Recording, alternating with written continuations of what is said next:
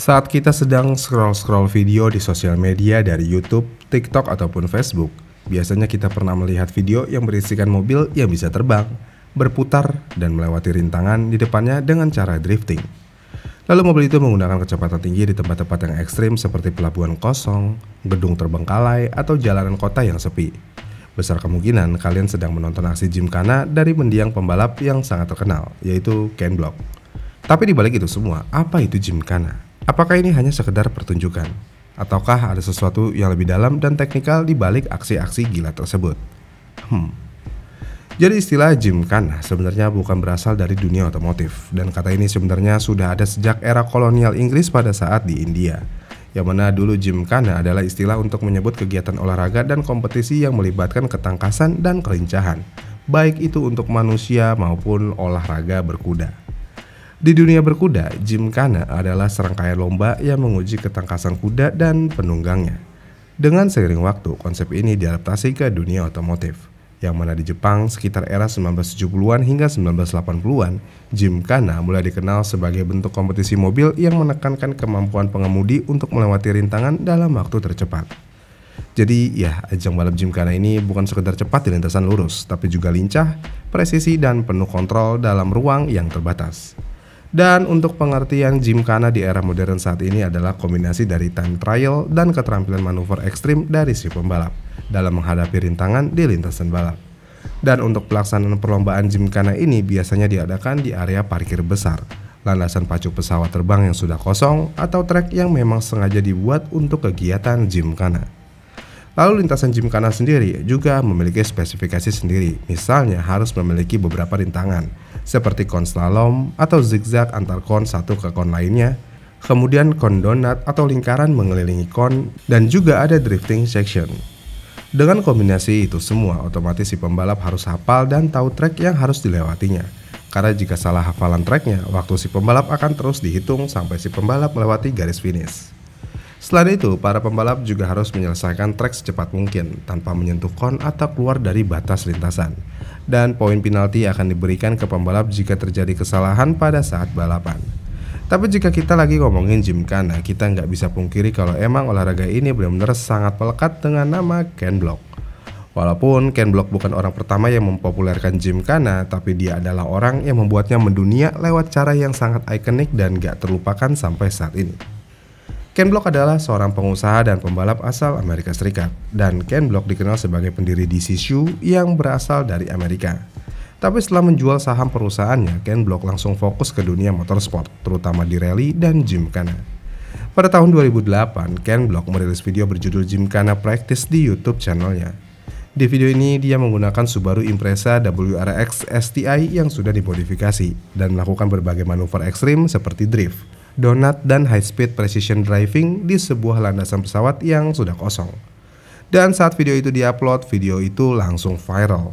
Penonton dari seluruh dunia terkesima oleh keindahan koreografi mobil, suara mesin yang meraung, dan kontrol yang kelihatan gak masuk akal bagi para penonton pada saat itu. Dan sejak saat itu juga, Ken Block membuat seri video gymkhana tahunan yang dikenal sebagai Gymkhana Files atau Hoonigan Gymkhana. Yang membedakan video gymkhana Ken Block dari ajang motorsport biasa lainnya adalah unsur artistik dan sinematiknya pada hasil video tersebut.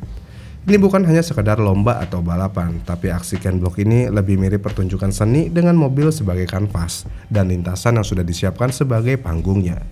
Dan beberapa elemen khas dari video gymkhana Ken Block adalah sinematografi yang tinggi, sudut kamera ekstrim, dan slow motion yang membuat hasil video Ken Block saat gymkhana sangat enak untuk ditonton.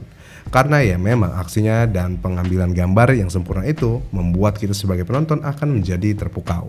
Ditambah di aksi gymkhana Ken Block, mereka menggunakan lokasi-lokasi yang cukup unik. Dari kota yang dikosongkan di San Francisco, daerah pabrik dan gudang di Detroit, sampai gurun pasir dan kemewahan kota Dubai. Dengan lokasi dan kota-kota yang dipilih cukup ikonik dan unik, video gymkhana Ken Block menjadi daya tarik tersendiri. Karena di video itu juga kita sebagai penonton bisa melihat sisi lain dari kota atau daerah yang dipilih Ken Block untuk bergymkhana. Dan untuk menunjang itu semua, Ken Block juga menggunakan mobil yang gak kalah keren dan ekstrim.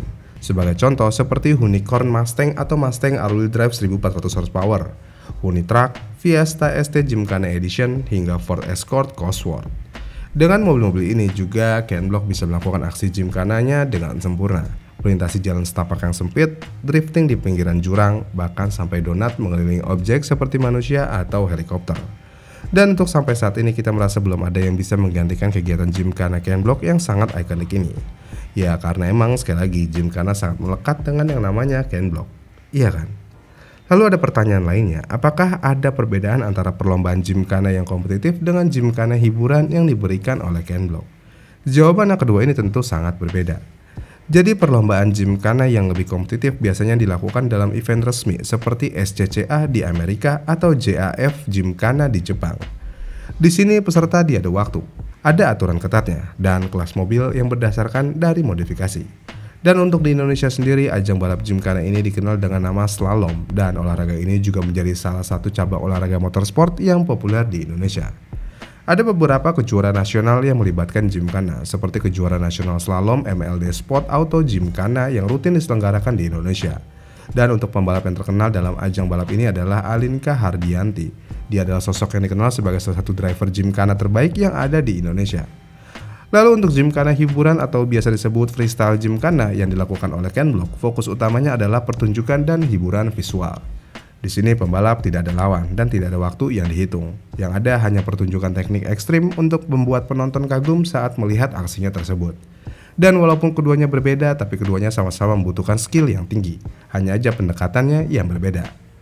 Ken Block menciptakan genre baru yang disebut gymkhana style driving, yang menonjolkan atraksi yang memukau di dalam aksi-aksinya. Sedangkan gymkhana yang bersifat kompetitif lebih mengutamakan waktu, kecepatan bermanuver, dan minim kesalahan dalam melewati rintangan. Dengan hal itu semua, kita bisa bilang Ken Block sudah bisa mengubah cara orang melihat cabang olahraga gymkhana ini. Dia bisa menciptakan jembatan antara dunia motorsport dan dunia digital skill balap dan hiburan visual anak muda dan industri otomotif. Dan berkat video yang sudah dihasilkan oleh Ken Block juga, sekarang anak-anak remaja yang bahkan belum bisa nyetir sudah tahu tentang teknik drift, donat, dan kontrol kendaraan yang ekstrim jika ingin melakukan kegiatan gymkhana ini. Jadi kesimpulannya adalah gymkhana bukan sekedar balapan lurus yang beradu kecepatan dengan waktu, tapi gymkhana adalah bentuk balapan yang menantang ketangkasan, kecepatan, dan kontrol penuh terhadap mobil di lintasan yang rumit. Dan sekali lagi, Ken Block adalah sosok yang menjadikan gymkhana sebagai pertunjukan yang sangat menarik untuk dinikmati secara global. Lewat kreativitas nyali dan teknik mengemudi yang luar biasa, Ken Block bisa mengubah gymkhana dari sekedar event kecil menjadi fenomena internet yang mempengaruhi jutaan orang. Meskipun Ken Block sudah nggak ada saat ini, nama dan warisannya akan terus hidup dalam setiap aksi donat yang sempurna dan setiap video gymkhana baru yang muncul di internet. Gimana nih menurut kalian? Komen di kolom komentar di bawah ya, dan sampai jumpa di video selanjutnya.